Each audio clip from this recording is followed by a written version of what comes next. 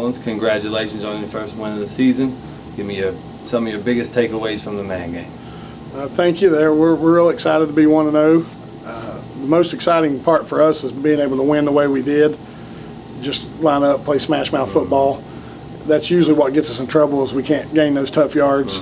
We got to throw it, even in the short yardage situations. So we're looking to build on that, and we still have a whole lot that we can do offensively, and we're just excited to get to the next week and see if we can get better against Sissonville.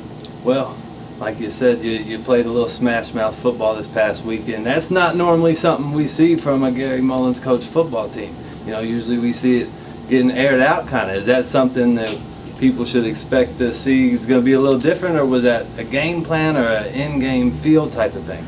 Well, I learned a lot those years I was off, and the biggest thing I learned is to quit trying to be hard-headed and do what I want to do and just take what the defense gives us.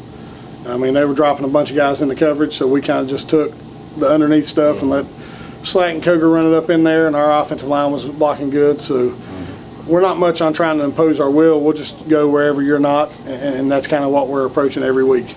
And like you said, heavy doses of Koger and Slack.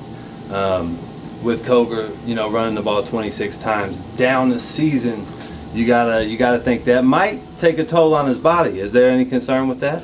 Yeah, I mean, that's always a concern. But you know, when it comes down to it, we just go week to week, and you know, see what every week gets us, and we'll try to get him rest where we can. And if we could have punched a couple of those touchdowns in the third quarter, we could have maybe got him out of there a little bit earlier. But you know, you got to win the football games. So unlike any other sport, every week matters. And if we got to run him 30 times, I'm sure he'll be ready to run 30 times on Friday night.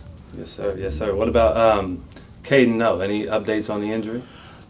As of today, I would say he probably won't play Friday night. He's banged up a little bit, and but you never know. As you get closer, he's getting more mobility every day. So we'll just have to see what he feels like on Friday. We won't rush him. It's a long season, but we're making plans to play without him. Perfect, perfect. And moving on to this weekend, Sissonville. What do you know about them, Coach? I mean, offensively, they're very dynamic, have a lot of great playmakers. Returning wide receiver, he's a leader in yards from last year. Edge Carson out there at the end of the year. And they throw screens from everywhere, every angle. Running back looks good. And defensively, they gamble a lot. So, I mean, you got to be ready to play. If you don't show up in the Cardinal Conference, you're going to lose. So we better be ready to play. Absolutely. And, you know, you did a lot of bragging on your offensive line coming into the season for the work that they've done in the preseason. You know, was it was this past game against Man up to par, and do you think that that's going to continue? Well, we knew that if we can get locked on you, we're going to win a lot of those battles. We feel like we're going to be the strongest line, or one of the strongest that we play against. So we just got to make sure our feet's right. And when we get in trouble, our feet's bad. And we've worked on that the last couple of days in practice, and just look to get better and better. And our running backs blocked really well. You know, they don't get as much credit being at running back, but Connor and Bryce done a good job there at those wing backs coming in and blocking and help sealing the edges for us. Defensively, how do you think you guys played against Man this past week? I mean, we was fine. I mean, you know, we shut them out and held them to 80 whatever yards, but lost contain a couple times, and you know, they didn't throw it much, so it was hard to kind of gauge from the secondary.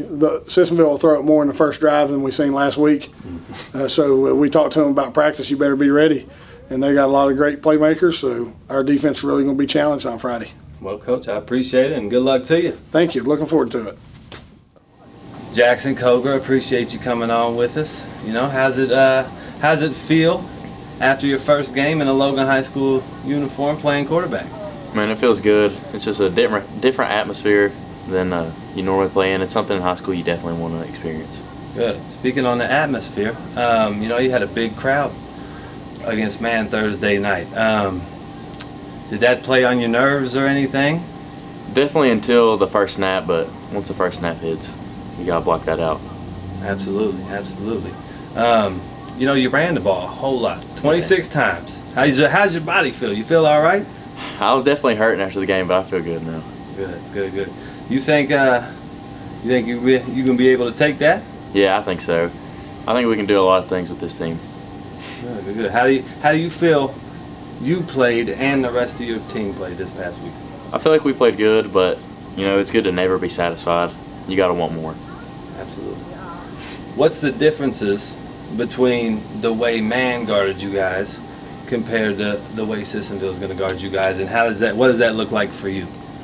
I think man is more of a kind of traditional smash mouth football team, and Sissonville is going to be more kind of like, I guess I would say, air style.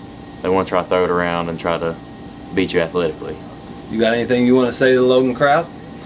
Definitely hope to see that crowd again. Hopefully it gets bigger every game.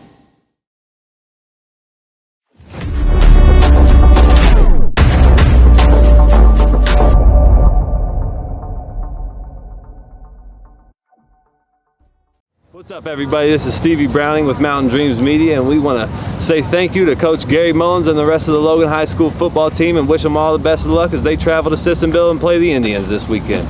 See you guys.